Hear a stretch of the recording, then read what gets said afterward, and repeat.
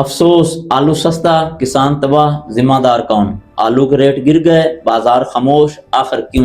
क्या किसान का पसीना इतना सस्ता हो चुका है। इन तमाम सवालों पर और आलू की मौजूदा सूरत-ए-हाल पर तफसीली गुफ्तगू होगी आज की वीडियो में।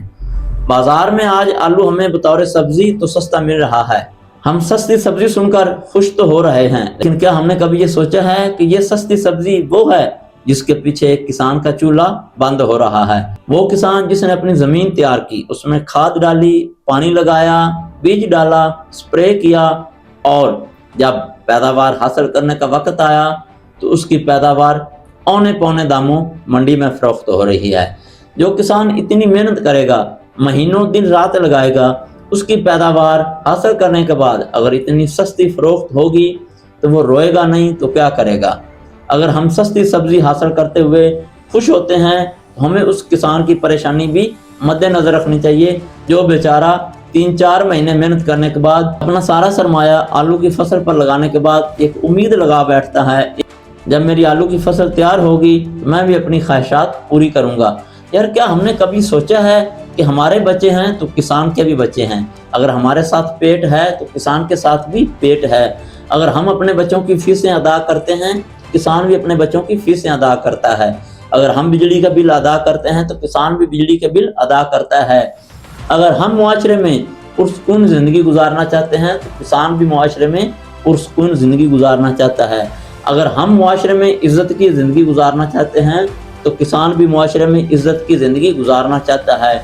या वो लोग जो बाइख्तियार हैं, अगर वो मुआशरे में पुरसुकून ज़िंदगी गुजारना चाहते हैं तो किसान की भी ये तमाम तर ख्वाहिशात हैं। वो भी एक इंसान है, वो कभी नहीं चाहता कि उसके बच्चे रोएं, क्योंकि किसान का सारा दारोमदार उसकी फसल पर है। आज पाकिस्तान के तकरीबन तमाम इलाकों में आलू की कीमत इस हद तक गिर चुकी है कि किसान का लगाया गया सरमाया, उसकी लागत भी पूरी नहीं हो रही। देखें, बीज महंगा है, खाद महंगी है, इवन के हर चीज़ डीजल वगैरह सारा कुछ महंगा है। जब सारी चीज़ें महंगी लेकर किसान अपनी फसल तैयार करता है तो उसकी फसल अगर महंगी नहीं फरोख्त होगी तो ये इंसाफ नहीं है। अब ये सारी सूरत-ए-हाल जो पैदा हो चुकी है, ये क्यों पैदा हुई है, इसके पीछे कौन से फैक्टर्स हैं। क्या ज़ख़ीरा अंदोज़ फ़ायदा उठा रहे हैं, क्या एक्सपोर्ट पॉलिसी की वजह से नुकसान हो रहा है, या कोई और ऐसी पॉलिसी है जिसकी वजह से किसान को नुकसान हो रहा है। अब इस सारी सूरत-ए-हाल पर बातें करना तो आसान है। कितने लोग ऐसे हैं कि जिनका आलू से कोई लेना देना नहीं, लेकिन वो फनी वीडियोस बनाकर किसान की गुर्बत का मजाक उड़ाकर, किसान की मौजूदा हालत का मजाक उड़ाकर, किसान की बेबसी का मजाक उड़ाकर वो व्यूज़ हासिल कर रहे हैं, वो अपना सिस्टम चला रहे हैं। लेकिन जब किसी पे बेबसी का वक्त आता है तो उनका मजाक नहीं उड़ाना चाहिए, उनका जो दुख दर्द है उसको महसूस करना चाहिए, उनकी जो हौसला अफजाई करनी चाहिए, या कम अज कम उनके लिए हम दुआ तो कर सकते हैं। अब इस सारी सूरत-ए-हाल का हल क्या है। Top of the list government से एक अपील है, उनसे गुजारिश है कि जो एक्सपोर्ट पॉलिसी है उस पर नज़रसानी करे, क्योंकि उसके अलावा किसान के पास और कोई हल नहीं। देखें, किसान के पास जितना पैसा होता है, जो सरमायाकारी होती है, वो अपनी एक मौजूदा फसल पर लगा चुका होता है। अगर वो फसल उसको नुकसान देगी, जिसका 2.5 से 3 लाख रुपया पर एकड़ किसान का खर्च आया है, अगर वो 40 से 50 हज़ार रुपये पर एकड़ वसूल करेगा, 2 से 2.5 लाख रुपए पर एकड़ उसको नुकसान होगा। अब अगर एक छोटे लेवल का किसान जिसने 15 एकड़, 20 एकड़ या 25 एकड़ लगाए हैं, उसको पर एकड़ 2 लाख रुपए या 2.5 लाख रुपए नुकसान हुआ है, आप उसके नुकसान का अंदाज़ा लगाएं और ये सोचें कि वो अगली फसल कैसे काश्त करेगा।